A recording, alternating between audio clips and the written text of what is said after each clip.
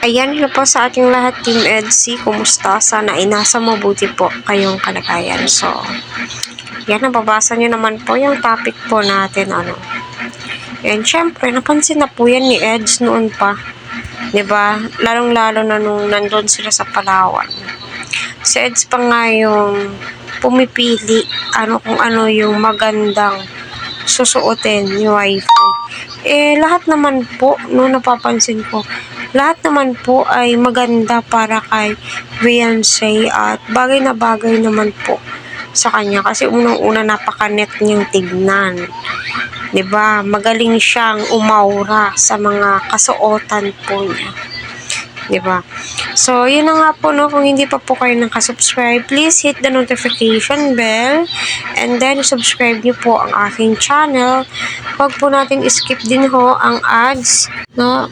Huwag din ho natin skip ang kanilang ads. So, ayun na nga po, no, mga ka-team ads. Sa latest TikTok ni Beyonce, ay naku, napakaganda po niya, lalong-lalo na yung nakaskirt po siya. And then, naka-fitted po yung damit po niya. O, diba? Maladyosa po yung ganda ni Beyonce at masasabi mo po talaga na ay naku, sana gandan din yung katawan po natin.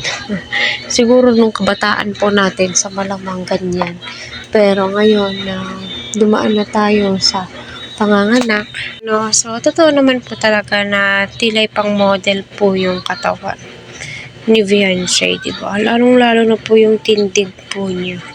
At saka napakaganda po ng height ni Beyonce. So, sa malamang, may itatangkad pa yan siya kasi ilang taon pa lamang po si Beyonce, diba?